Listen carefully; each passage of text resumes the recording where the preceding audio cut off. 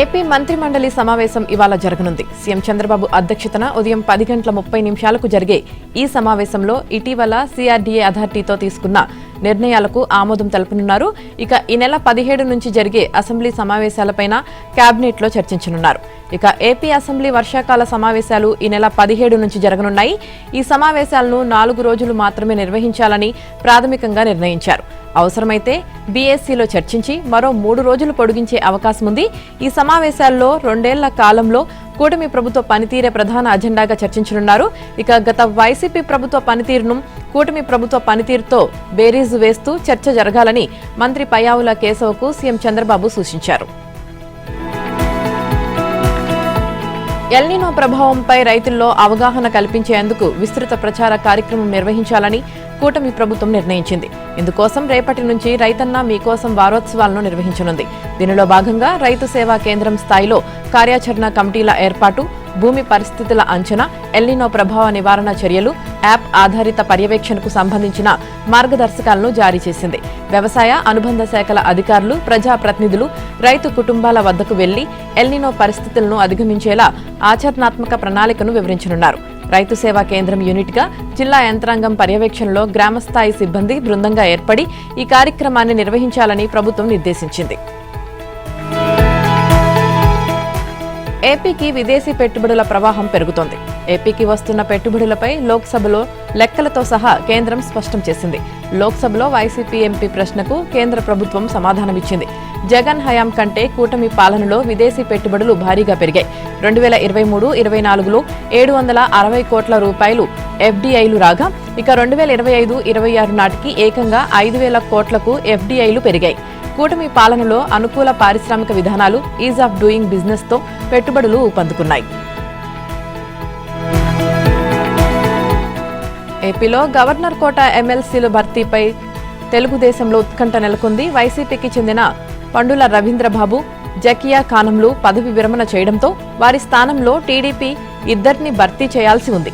దీనిపై రాబోయే వారం రోజుల్లో తుది నిర్ణయం తీసుకుంటారని తెలుస్తోంది. ఇక ఏపీలో గవర్నర్ కోట ఎమ్మెల్సీ పదవుల భర్తీ కోసం సీఎం చంద్రబాబు సమీక్షించారు. ఇప్పటి వరకు కూటమి అధికారంలోకి వచ్చాక ఎవరెవరికి ఎమ్మెల్సీ పదవులు ఇచ్చామనే అంశంపై పార్టీ బ్యాక్ ఆఫీస్ నుంచి ఆయన సమాచారం సేకరించారు. వివిధ కార్పొరేషన్ చైర్మన్ పదవుల భర్తీతో పాటు ఇతర అంశాలపై కూడా సమాచారం సేకరించారు. కేవలం 2 ఎమ్మెల్సీ పదవులు మాత్రమే గవర్నర్ కోటాలో ఉండడంతో ముఖ్యమంత్రిపై ఒత్తిడి కూడా ఎక్కువగా ఉంది. ప్రస్తుతం ఉన్న 2 గవర్నర్ కోటా ఎమ్మెల్సీ పదవుల్లో ఒకటి తెలుగుదేశం పోలిట్ బ్యూరో సభ్యులు వర్ల రామయ్యకు ఇస్తారని చెబుతున్నారు. ఇక 2వ పదవికి పిఠాపురం మాజీ ఎమ్మెల్యే వర్మ పేరు పరిశీలనలో ఉంది. అయితే వర్మకు ఈ పదవి ఇవ్వడంపై జనసేన నుంచి అభ్యంతరాలు వ్యక్తమవుతున్నాయని టీడీపీలో ప్రచారం జరుగుతుంది.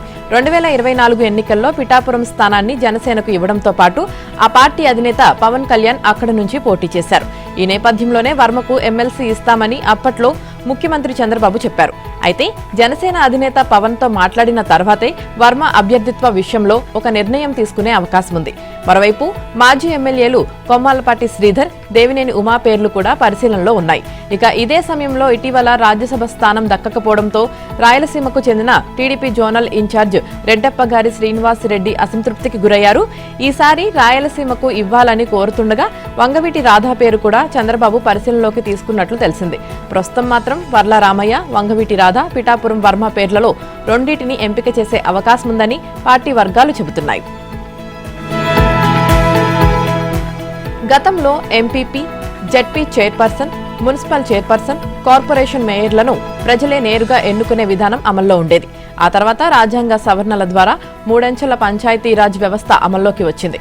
ఇక ఆ తర్వాత ఎంపీటీసీలు, ఎంపీపీలను, జెడ్పీటీసీలు, జెడ్పీ చైర్పర్సన్లను, కౌన్సిలర్లు, మున్సిపల్ చైర్పర్సన్లను, కార్పొరేటర్లు, మేయర్లను ఎన్నుకునే పద్ధతి వచ్చింది. అయితే ఈ విధానంతో స్థానిక సంస్థల్లో పాలన కుంటుపడుతుందనే అభిప్రాయం ఉంది. గెలుపొందిన ఎంపీటీసీల్లో ఒకరిని ఎంపీపీగా ఎన్నుకోవడం ఒక్కటే ఎంపీటీసీల పనిగా మారింది. మరే అధికారాలు వారికి లేవు. జెడ్పీటీసీల పరిస్థితి ఇంతే. ఈ నేపథ్యంలో ఎలాంటి అధికారం లేని ఎంపీటీసీ, జెడ్పీటీసీలను రద్దు చేయాలని గతంలో టీడీపీ ప్రభుత్వం ప్రయత్నించింది. ఈ ప్రక్రియ జరగాలంటే రాజ్యాంగ సవరణ అవసరం. దీనికి పార్లమెంట్లో 3/2 మెజార్టీ కావాలి.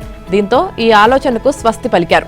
ఇక ప్రభుత్వాలు స్థానిక సంస్థలను పట్టించుకోకపోవడంతో ఎంపీపీలు, జెడ్పీ చైర్పర్సన్లు ఉత్సవ విగ్రహాల్లాగా మారిపోతున్నారన్న విమర్శలున్నాయి. ఇక ఈ నేపథ్యంలో తిరిగి స్థానిక సంస్థలను బలోపేతం చేయడానికి పాలనా సంస్కరణలు తీసుకురావాలని కూటమి ప్రభుత్వం భావిస్తోంది. ఇందులో భాగంగా ప్రజలు ప్రత్యక్షంగా స్థానిక సారథులను ఎన్నుకునేలా చట్ట సవరణలు చేయాలని అనుకుంటోంది. ఇప్పటికే ఒక నిర్ణయానికి వచ్చినట్లు సమాచారం. ఎంపీటీసీలు, జెడ్పీటీసీల ఎన్నికలు నిర్వహించినప్పటికీ ఎంపీపీ, జెడ్పీ చైర్పర్సన్లను నేరుగా ఎన్నుకోవడం ద్వారా మండల, జెడ్పీల పాలన సక్రమంగా జరుగుతుందని ఆశిస్తున్నారు. ఇక గ్రామాల్లో వార్డుల సభ్యులతో పాటు సమాంతరంగా సర్పంచులను ప్రజలు నేరుగా ఎన్నుకుంటారు. ఒకసారి ఎన్నికైన సర్పంచ్ను 5 ఏళ్ల పాటు అభిశంసనతో తొలగించే అవకాశం లేకుండా పోయింది. అయితే ఎంపీటీసీలు, జెడ్పీటీసీలు తమలో ఒకరిని ఎంపీపీగా, జెడ్పీ చైర్పర్సన్గా ఎన్నుకుంటున్నారు. ప్రతి 2 ఏళ్లకు ఒకసారి అభిశంసన ప్రక్రియ తెరపైకి వస్తుంది.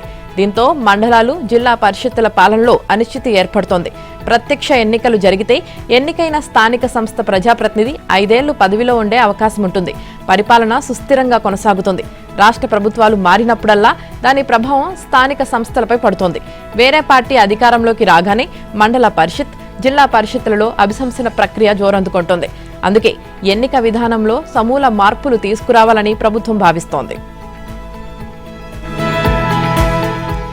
క్రీడా రంగంలో ఛాంపియన్లకు కేంద్రంగా ఆంధ్రప్రదేశ్ గుర్తింపు పొందాలని, అందుకు చంద్రబాబు ప్రభుత్వం అన్ని విధాలా సహకారం అందిస్తుందని రాష్ట్ర ఐటీ, మానవ వనరుల అభివృద్ధి శాఖల మంత్రి నారా లోకేష్ తెలిపారు.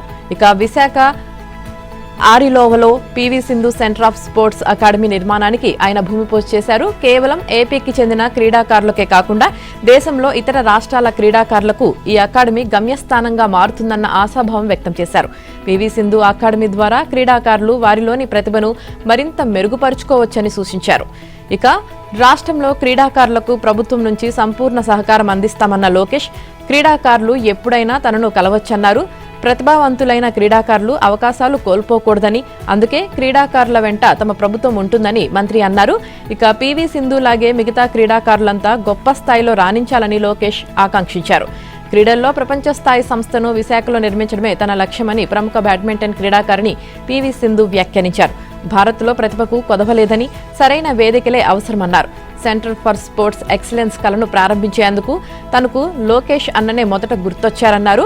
ఇది కేవలం శంకుస్థాపన కాదని, వేలాది క్రీడాకారుల కలలకు పునాది అని పీవీ సింధు తెలిపారు.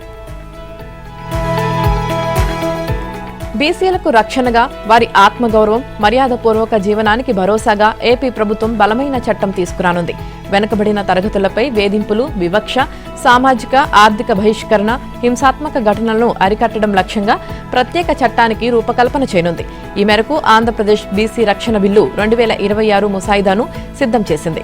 బీసీలకు న్యాయం చేస్తామంటూ గత ఎన్నికల్లో ఇచ్చిన హామీని నిలుపుకునే దిశగా కూటమి ప్రభుత్వం అడుగులు వేస్తుంది. బీసీలపై కుల గుర్తింపు లేదా సంప్రదాయ వృత్తుల ఆధారంగా జరుగుతున్న వేధింపులు, దాడుల ఘటనలపై తీవ్రంగా స్పందించాలని ప్రభుత్వం నిర్ణయించింది. ఇలాంటి కేసుల విచారణకు ప్రత్యేక కోర్టులు ఏర్పాటు చేసి బాధితులకు రక్షణ, పరిహారం, పునరావాసం, నిందితులకు కఠిన శిక్షలు, విధుల్లో నిర్లక్ష్యం వహించిన ఉద్యోగులపై చర్యలు తీసుకునేలా బిల్లులో కఠిన నిబంధనలను పొందుపరిచారు. బాధితులు, ఆధారిత కుటుంబ సభ్యులు, సాక్షులు, సామాజిక, ఆర్థిక బహిష్కరణ, ప్రత్యేక కోర్టు, ప్రత్యేక పబ్లిక్ ప్రాసిక్యూటర్, ప్రభుత్వ ఉద్యోగి తదితర అంశాలపై బిల్లులో స్పష్టమైన నిర్వచనాలు ఇచ్చారు. ఇక బాధిత బీసీలకు ప్రత్యేక కోర్టుల ద్వారా వేగంగా న్యాయం అందించడం ప్రధాన లక్ష్యం. ప్రతిపాదిత చట్టం పరిధిలోకి వచ్చే నేరాలు చేసిన బీసీయేతర వ్యక్తులకు కనీసం 6 నెలలు జైలు శిక్ష విధిస్తారు. నేర తీవ్రతను బట్టి 5 ఏళ్ల వరకు జైలు శిక్షతో పాటు జరిమానా కూడా విధించే అవకాశం ఉంది. తప్పుడు సాక్ష్యాలతో ఒక బీసీకి మరణశిక్ష లేదా యావజ్జీవ కారాగార శిక్ష పడేలా చేస్తే నిందితుడికి యావజ్జీవ కారాగార శిక్ష విధించే నిబంధనను బిల్లులో చేర్చారు. పేరు పరామర్శ, తీరు విధ్వంసం. పొంగనూరులో తోతాపూరి మామిడి రైతుల పరామర్శలో నిరసన పేరిట రైతుల మామిడి కాయలు రోడ్లపై పోసి ట్రాక్టర్లతో తొక్కించారు. గుంటూరులో మిర్చి యార్డు సందర్శన పేరుతో అక్కడ నానా రచ్చ చేశారు. నేడు పొగాకు రైతుల పరామర్శలో రైతుల పొగాకు బేళ్లను ఎక్కి తొక్కి చెల్లాచెదురు చేశారు. ఇక పొగాకు రైతులకు పరామర్శ, గిట్టుబాటు ధర డిమాండ్తో వైసీపీ అధినేత జగన్ చేపట్టిన పర్యటన అటు ప్రజలకు, ఇటు పొగాకు రైతులకు చుక్కలు చూపించింది.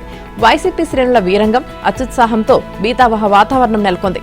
రైతు పోరు పేరిట బుధవారం తూర్పుగోదావరి జిల్లా దేవరపల్లిలోని పొగాకు వేలం కేంద్రాన్ని జగన్ సందర్శించారు. ఈ సందర్భంగా వైసీపీ కార్యకర్తలు వీధుల్లో వీరంగం చేశారు.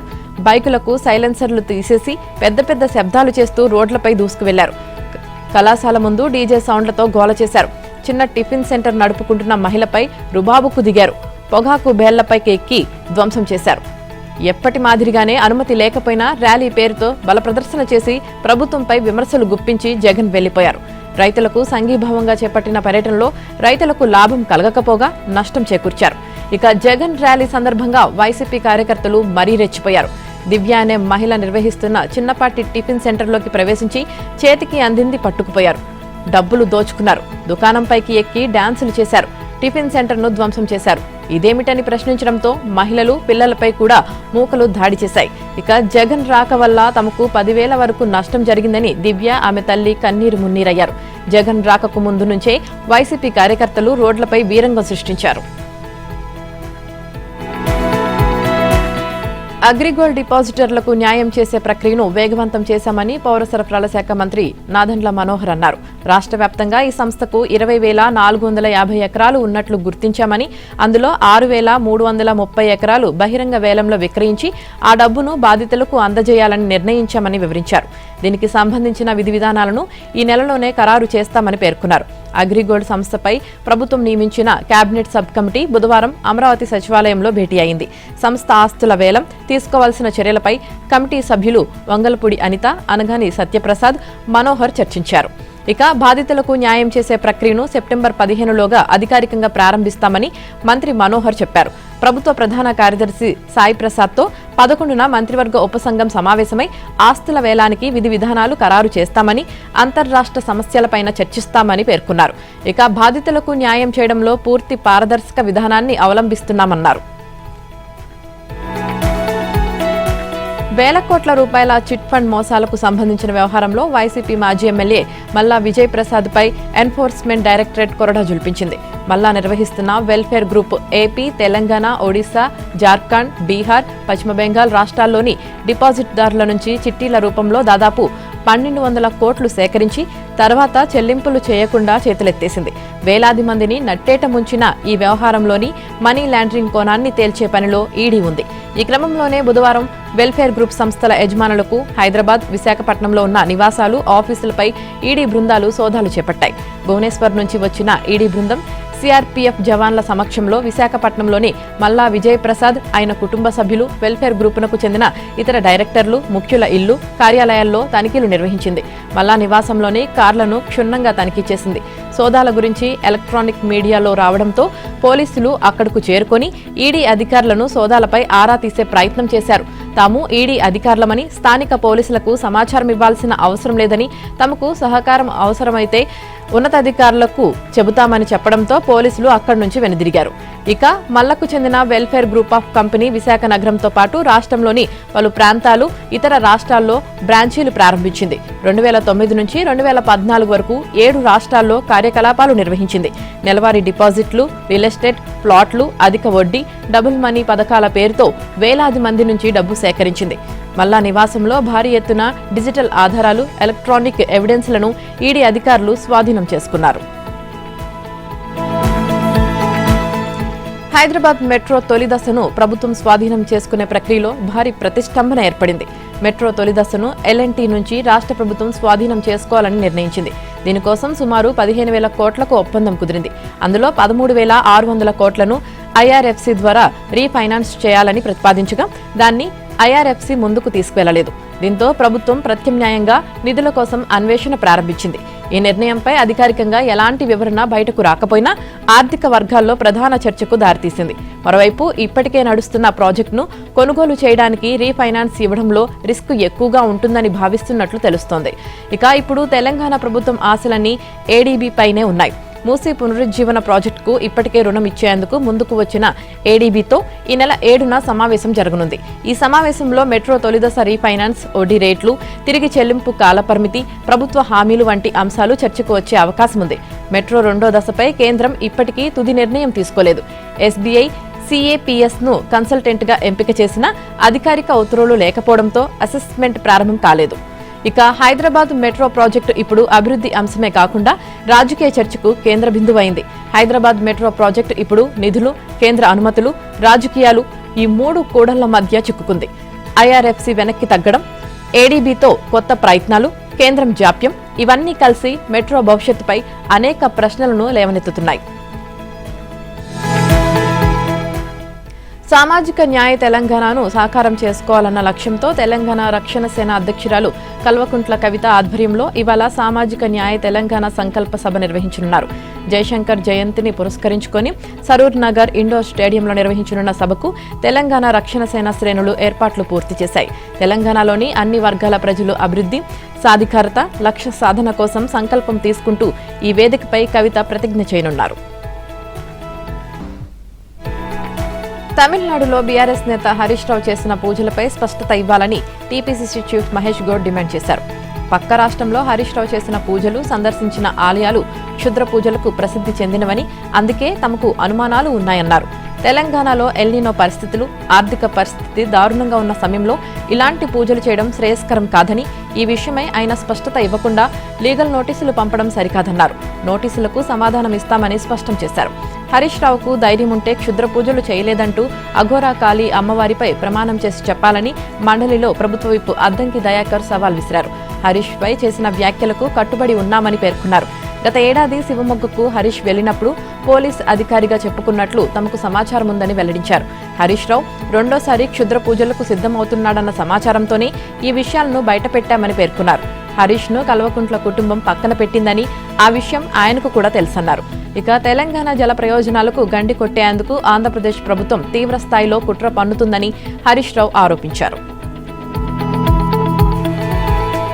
తెలంగాణలో ఓ భారీ డేటా సెంటర్ పార్క్ ఏర్పాటు కానుంది. 60,000 కోట్లతో 1200 నుంచి 1600 మెగావాట్ల సామర్థ్యంతో దీనిని ఏర్పాటు చేసేందుకు fortune hospitality and infra LLP సంస్థ ముందుకు వచ్చింది. ఇందుకోసం ప్రభుత్వం రంగారెడ్డి జిల్లా కందుకూరు మండలంలోని తిమ్మాయిపల్లిలో టీజీఐఐసికి చెందిన సర్వే నెంబర్ 9లోని 170 ఎకరాల భూమిని ఒక్కో ఎకరం 4 కోట్ల చొప్పున ఈ సంస్థకు కేటాయించింది. అయితే ఫార్చ్యూన్ కంపెనీకి చెందిన సోదర సంస్థ సుదీక్ష ఎస్టేట్ ఎల్ఎల్పి ద్వారా డేటా సెంటర్ పార్కును ఏర్పాటు చేయనుంది. ఈ ప్రాజెక్టు పూర్తయితే రాష్ట్రంలోని అతిపెద్ద డేటా సెంటర్ల క్లస్టర్లో ఒకటిగా ఇది నిలుస్తుందని అధికారిక వర్గాలు పేర్కొంటున్నాయి. ఇక ఈ ప్రాజెక్టు ద్వారా ప్రత్యక్షంగా 1000 మందికి, పరోక్షంగా 3 నుంచి 4,000 మందికి ఉపాధి అవకాశాలు లభించనున్నాయి. హైదరాబాద్ నగరం ఇప్పటికే దేశంలో ప్రముఖ డేటా సెంటర్ హబ్గా ఎదుగుతోంది. అమెజాన్ వెబ్ సర్వీసెస్, మైక్రోసాఫ్ట్ కంపెనీలు భారీ ఎత్తున డేటా సెంటర్లను నెలకొల్పుతున్నాయి. ఇక ఇదే బాటలో మరికొన్ని కంపెనీలు కూడా ముందుకొస్తున్నాయి. ఈ క్రమంలోనే తాజాగా ఫార్చ్యూన్ కంపెనీ కూడా 60,000 కోట్లతో డేటా సెంటర్ పార్కు ఏర్పాటుకు ముందుకు వచ్చింది. 1200 నుంచి 1600 మెగావాట్ల సామర్థ్యంతో దీనిని ఏర్పాటు చేస్తామని ప్రభుత్వానికి ఇచ్చిన నివేదికలో పేర్కొంది. ప్రధాని నరేంద్ర మోదీని, ఆయన తల్లిని సోషల్ మీడియాలో అసభ్యకరంగా దూషించిన ఘటనలపై బీజేపీ పాలిత రాష్ట్రాల్లో ఒక్క కేసైనా నమోదు చేశారా అని ముఖ్యమంత్రి రేవంత్ రెడ్డి ప్రశ్నించారు. కానీ తెలంగాణలో తాము కేసు పెట్టామని తెలిపారు.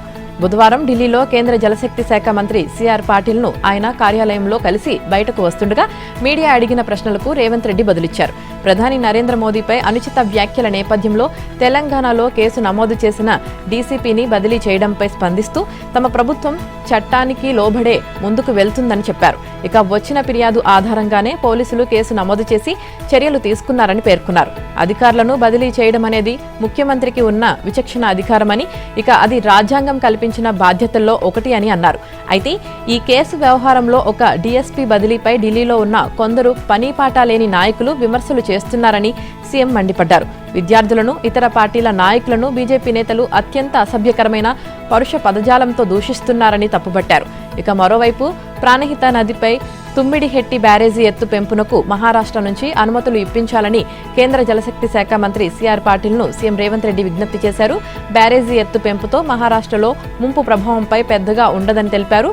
ఇక బుధవారం కేంద్ర మంత్రితో ఆయన కార్యాలయంలో రాష్ట్ర నీటిపారుదల శాఖ మంత్రి ఉత్తమ్ కుమార్ రెడ్డితో కలిసి రేవంత్ సమావేశమయ్యారు. ఈ సందర్భంగా తుమ్మిడిహెట్టి ప్రాజెక్టు ప్రాధాన్యం, ప్రాజెక్టుకు అనుమతులు కోరుతూ ప్రధానమంత్రికి తాను రాసిన లేఖ, దానికి ప్రధానమంత్రి కార్యాలయం స్పందించి జలశక్తికి పంపిన లేఖ విషయాన్ని సీఎం ప్రస్తావించారు. ఇవాళ 14వ రోజు పార్లమెంట్ సమావేశాలు జరగనున్నాయి. ఇక లోక్సభ నియోజకవర్గాల పునర్విభజన చట్టసభల్లో మహిళా రిజర్వేషన్ల బిల్లులపై కసరత్తును కేంద్రం మళ్లీ ముమ్మరం చేసింది. ఈ నెల 13వ తేదీతో పార్లమెంట్ వర్షాకాల సమావేశాలు ముగియనున్న దృష్ట్యా ప్రయత్నాలు వేగవంతం చేసింది. ఇక బుధవారం ఉదయం లోక్సభ ప్రారంభమైన కొద్దిసేపటికే ప్రతిపక్ష ఎంపీల నిరసనలతో వాయిదా పడింది. అనంతరం పార్లమెంటరీ వ్యవహారాల మంత్రి కిరణ్ రిజిజు నేరుగా విపక్ష నేత రాహుల్ గాంధీ ఛాంబర్కు వెళ్లి ఆయనతో సమావేశమయ్యారు. డీలిమిటేషన్, మహిళా రిజర్వేషన్ బిల్లులను సభలో ఆమోదింపజేసుకునేందుకు సహకరించాలని కోరారు. మంత్రి విజ్ఞప్తిని రాహుల్ గాంధీ తిరస్కరించినట్లు తెలుస్తోంది. అయోధ్య రామాలయంలో జరిగిన విరాళాల చోరీపై ఉభయ సభల్లో చర్చను తక్షణమే చేపట్టాలన్నారు. అలాగే గత నెల 20న ఢిల్లీలో విద్యార్థుల మీద పోలీసులు జరిపిన లాఠీచార్జిపై కేంద్ర హోంమంత్రి అమిత్ షా సభలో ప్రకటన చేయాలన్నారు.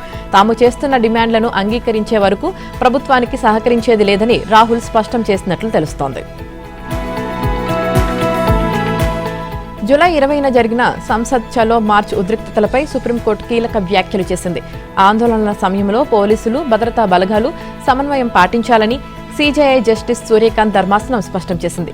యువత రాళ్లు విసిరినా యువతపై కఠినంగా వ్యవహరించవద్దని కౌన్సిలింగ్ ఇచ్చి శాంతింపజేయడమే ప్రభుత్వాల బాధ్యత అని ధర్మాసనం తెలిపింది. నిరసనకారుల సమస్యను వినడమే బలమైన ఆయుధమని, ప్రభుత్వం వైపు నుంచి దూకుడు ప్రదర్శిస్తే సామాజికంగా హింస మరింత పెరుగుతుందని సుప్రీంకోర్టు హెచ్చరించింది. పరిస్థితి చేయి దాటకుండా చూడాలని అత్యున్నత న్యాయస్థానం సూచించింది. ఇక మహారాష్ట్రలోని సంభాజీనగర్లో సీజేపీ కోర్ కమిటీ సమావేశం నిర్వహించారు. ప్రభుత్వంపై ఒత్తిడి తెచ్చే ఒక ప్రెజర్ గ్రూప్ గా మాత్రమే ఉంటుందని అభిజిత్ దీప్కే స్పష్టం చేశారు. మీడియా, న్యాయ వ్యవస్థ వంటి ప్రభుత్వ వ్యవస్థలపై ప్రజల్లో నమ్మకం తగ్గుతుందని సీజేపీ కోర్ కమిటీ సమావేశంలో వీటిపైనే ప్రధానంగా చర్చించినట్లు దీప్కే వెల్లడించారు. దీనితో పాటు E20 పెట్రోల్, నిరుద్యోగ సమస్యలపై కూడా చర్చించామని పేర్కొన్నారు. ఇక ప్రస్తుతానికి తాము రాజకీయాల్లోకి వచ్చేది లేదన్నారు. జార్ఖండ్ పబ్లిక్ సర్వీస్ కమిషన్ ఇతర నియామక పరీక్షల్లో అక్రమాలకు వ్యతిరేకంగా రాంచీ వెళ్తున్నట్లు ప్రకటించారు. కేంద్ర ప్రభుత్వం దెబ్బకు మెటా దిగి వచ్చింది. ప్రధాని మోదీకి మెటా సీఈఓ జుకర్బర్గ్ క్షమాపణలు చెప్పారు. మోదీకి సంబంధించిన వీడియో తొలగింపు వ్యవహారం దేశవ్యాప్తంగా రాజకీయ, సాంకేతిక వర్గాల్లో తీవ్ర చర్చకు దారితీసిన వేళ కేంద్ర ప్రభుత్వ ఆగ్రహం, పార్లమెంటరీ కమిటీ హెచ్చరికలకు మెటా దిగి వచ్చింది. కేవలం వీడియో తొలగింపుపైనే కాదు, CSAM డీప్ ఫేక్ కంటెంట్ నియంత్రణలో వైఫల్యాలపైన విచారణ వ్యక్తం చేసింది. ప్లాట్ఫామ్ నిర్వహణలో జరిగిన తప్పిదాలను అంగీకరించింది. ఇక తొలుత మోదీ వీడియో తొలగింపుపై పార్లమెంటరీ కమిటీ కూడా తీవ్ర అసంతృప్తి వ్యక్తం చేసింది. 3 రోజుల్లోగా జూకర్బర్గ్ వ్యక్తిగతంగా క్షమాపణలు చెప్పాలని అల్టిమేటం జారీ చేసింది. దేశ ప్రధానమంత్రి వీడియోను తొలగించడం ప్రజాస్వామ్య విలువలపైనే దాడిగా భావిస్తున్నామని కమిటీ స్పష్టం చేసింది. అంతేకాకుండా మెటా వంటి సోషల్ మీడియా సంస్థలకు చట్టపరంగా లభిస్తున్న సేఫ్ హార్బర్ రక్షణను కూడా పునర్సమీక్షిస్తామని, అవసరమైతే ఆ రక్షణను తొలగించే అంశాన్ని పరిశీలిస్తామని కేంద్ర ప్రభుత్వం హెచ్చరించింది. ఇక గత 3 రోజులుగా కేంద్ర ప్రభుత్వానికి చెందిన కీలక అధికారులతో మెటా బృందం వరుసగా చర్చలు జరిపింది. బుధవారం కేంద్ర ఐటీ శాఖ కార్యదర్శి కృష్ణన్తో సమావేశమైన మెటా టీం మోదీ వీడియోలను తొలగించడానికి గల కారణాలను వివరించారు. ఆ తర్వాత ఢిల్లీలోని రైల్ భవన్లో కేంద్ర మంత్రి అశ్విని వైష్ణవ్తో మెటా టీం భేటీ అయింది. ఈ సందర్భంగా మెటా సభ్యులను కేంద్ర మంత్రి అశ్విని వైష్ణవ్ నిలదీసినట్లు సమాచారం. భారత్ చట్టాలకు విరుద్ధమైన చైల్డ్ అబ్యూస్ తో పాటు డీప్ ఫేక్ వంటి కంటెంట్ ను అడ్డుకోవడంలో విఫలమయ్యారంటూ అశ్విని వైష్ణవ్ మండిపడినట్లు తెలుస్తోంది. ఇక తప్పిదాలను మెటా బృందం అంగీకరించినట్లు తెలుస్తుంది. కొన్ని రకాల కంటెంట్ కు ప్రాధాన్యం కల్పించే ప్రక్రియలో భారీ మొత్తంలో డబ్బులు వసూలు చేసినట్లు మెటా టీం ఒప్పుకుంది. ఇక ప్రభుత్వ కఠిన వైఖరి, పార్లమెంటరీ కమిటీ ఒత్తిడి, కేంద్ర మంత్రి ఆగ్రహంతో మెటా సీఈఓ జుకర్బర్గ్ ప్రధాని మోదీకి క్షమాపణలు చెప్పారు. కంటెంట్ మోడరేషన్ విధానాల్లో మార్పులు తీసుకువస్తామని హామీ ఇచ్చినట్లు తెలుస్తుంది. ఇన్నాళ్లు ఇండియాలో కూల్గా ఉన్న మెటాకు మోదీ వీడియో తొలగింపు వివాదం పెద్ద దెబ్బగా మారింది. ఇక సోషల్ మీడియా ప్లాట్ఫామ్ల బాధ్యత, జవాబుదారీతనంపై మరోసారి దేశవ్యాప్తంగా చర్చకు తెరతీసింది. దేశంలోని వివిధ వ్యవస్థల్లో జవాబుదారీతనాన్ని తీసుకురావడానికి ఒక ప్రెజర్ గ్రూప్ గా కాక్రోచ్ జనతా పార్టీ పనిచేస్తుందని ఆ సంస్థ వ్యవస్థాపక అధ్యక్షుడు అభిజిత్ దీప్కే తెలిపారు. న్యాయ వ్యవస్థ, రాజకీయాలు, మీడియా, ఎన్నికల సంఘంపై ప్రజలు నమ్మకం కోల్పోయారని చెప్పారు. ఇదే సమయంలో మొదలైన తమ ఆందోళనకు దేశవ్యాప్తంగా మద్దతు లభించిందన్నారు. అది విద్యారంగానికి మాత్రమే పరిమితం కాలేదని చెప్పారు. దేశంలోని కీలక వ్యవస్థలకు సంబంధించి కూడా ఆందోళన అవసరమన్న అంశం ముందుకు వచ్చిందని చెప్పారు. ఈ వ్యవస్థల్లో జవాబుదారీతనం తీసుకువచ్చేందుకు ఒక ప్రజా ప్రెజర్ గ్రూప్ అవసరం ఉందని చెప్పారు. ఇక దీప్కే స్వస్థలమైన మహారాష్ట్రలోని ఛత్రపతి సంభాజీనగర్లో సీజేపీ కోర్ టీం 2 రోజుల సమావేశాలు బుధవారం ప్రారంభమయ్యాయి. ఈ నేపథ్యంలో దీప్కే విలేకరులతో మాట్లాడారు. దేశంలో రాజకీయ పార్టీల పరిస్థితి మరీ దారుణంగా తయారైందని, ఉదయం ప్రజలు ఒక పార్టీకి ఓటు వేస్తే సాయంత్రానికి వేరే పార్టీతో కూడిన ప్రభుత్వం అధికారంలోకి వస్తుందన్నారు. సీజేపీ రాజకీయాల్లోకి ప్రవేశిస్తుందా అన్న ప్రశ్నకు తమ కంటే మీడియాకే దీనిపై ఎక్కువ ఆసక్తి ఉన్నట్లుంది అంటూ దీప్కే చమత్కరించారు. ప్రస్తుతం దేశానికి ఒక ప్రెజర్ గ్రూప్ అవసరముందని, సీజేపీ ఆ బాధ్యతను తీసుకుంటుందని చెప్పారు. తమిళనాడు అసెంబ్లీలో టీవీకే ప్రభుత్వం తన తొలి పూర్తిస్థాయి బడ్జెట్ను ప్రవేశపెట్టింది. ఇందులో సంక్షేమ పథకాలతో పాటు విద్యా రంగానికి అధిక ప్రాధాన్యం ఇచ్చింది. ప్రభుత్వ పాఠశాలల అభివృద్ధి, యువతకు ఉపాధి అవకాశాల కల్పన, మహిళల సంక్షేమం, ఆరోగ్య సేవల విస్తరణకు భారీ కేటాయింపులు చేసినట్లు ప్రభుత్వం వెల్లడించింది. ప్రభుత్వ ఆసుపత్రిలో జన్మించే శిశువులకు 1 గ్రాము బంగారం ఉంగరం అందించే పథకానికి 560 కోట్లు కేటాయించింది. పెళ్లి రోజు వధువుకు 8 గ్రాముల బంగారం నాణెం, పట్టుచీర అందించే పథకానికి 812 కోట్లు ప్రతిపాదించింది. ఇక విజయ్ సర్కార్ బడ్జెట్లో విద్యారంగానికి అత్యధిక ప్రాధాన్యం లభించింది. పాఠశాల విద్య కోసం 44,527 కోట్లు కేటాయించినట్లు ఆర్థిక మంత్రి విల్సన్ ప్రకటించారు. ఇక రాష్ట్ర అప్పులు గత 5 ఏళ్లలో రెట్టింపు అయ్యాయని, అదనంగా 16,000 కోట్ల ఆదాయం రాబట్టాలని ప్రభుత్వం లక్ష్యంగా పెట్టుకుంది. ఇక విజయ్ సర్కార్ బడ్జెట్పై ప్రతిపక్షాలు తీవ్ర విమర్శలు గుప్పించాయి. బడ్జెట్లో కొత్తదనం లేదని, ఎన్నికల హామీల అమలుపై స్పష్టత కనిపించడం లేదని ఆరోపించారు. రాష్ట్ర ఆర్థిక పరిస్థితికి అనుగుణంగా కేటాయింపులు లేవని విమర్శించారు. ఇక అసెంబ్లీ సమావేశాలకు ముందు సీఎం విజయ్, ప్రతిపక్ష నేత ఉదయనిధి ఒకరినొకరు ఆప్యాయంగా పలకరించుకోవడం సభలో ఆసక్తికరంగా మారింది. రాజకీయంగా ప్రత్యర్థులైన వ్యక్తిగత మర్యాదలను ఇద్దరూ కొనసాగించడం చర్చనీయాంశమైంది. మరోవైపు తమిళనాడు, కర్ణాటక మధ్య కావేరీ జలాల వివాదం మరోసారి వేడెక్కింది. నీటి విడుదల, సాగునీటి అవసరాలు, తాగునీటి సరఫరా అంశాలపై 2 రాష్ట్రాల మధ్య విభేదాలు కొనసాగుతున్నాయి. ప్రస్తుత పరిస్థితిని కేంద్ర ప్రభుత్వం అధికారులు నిశితంగా పరిశీలిస్తున్నట్లు సమాచారం. ఈ అంశంపై త్వరలో కావేరీ వాటర్ బోర్డు సమావేశం జరిగే అవకాశం ఉన్నట్లు తెలుస్తోంది. బంగ్లాదేశ్లో 2024లో జరిగిన విద్యార్థుల తిరుగుబాటు వెనుక పెద్ద కుట్ర ఉందని ఆ దేశ మాజీ ప్రధానమంత్రి షేక్ హసీనా ఆరోపించారు. కొన్ని వ్యవస్థీకృత ముఠాలు విద్యార్థులను భావోద్వేగంగా రెచ్చగొట్టి వారి ఉద్యమాన్ని రాజకీయ తిరుగుబాటుగా మార్చేశాయన్నారు. ఏదేమైనా తన దేశ ప్రజల కోసం తాను డిసెంబర్లో స్వదేశానికి తిరిగి వెళ్తానని స్పష్టం చేశారు. ఇక బంగ్లాదేశ్లో షేక్ హసీనా నేతృత్వంలోని అవామీ లీగ్ ప్రభుత్వం కూలిపోయి 2 ఏళ్లు పూర్తయిన సందర్భంగా foreign correspondents club of south Asia ఆధ్వర్యంలో న్యూఢిల్లీలోని FCCలో బుధవారం ఒక కార్యక్రమం జరిగింది. ఇందులో షేక్ హసీనా వర్చువల్ గా విలేకరులతో మాట్లాడారు. 2024లో విద్యార్థుల ఆందోళనలు మొదలైనప్పుడు చర్చల ద్వారా సమస్యను పరిష్కరించాలని తమ ప్రభుత్వం భావించిందని తెలిపారు. కానీ కొన్ని వ్యవస్థీకృత ముఠాలు ఈ ఆందోళన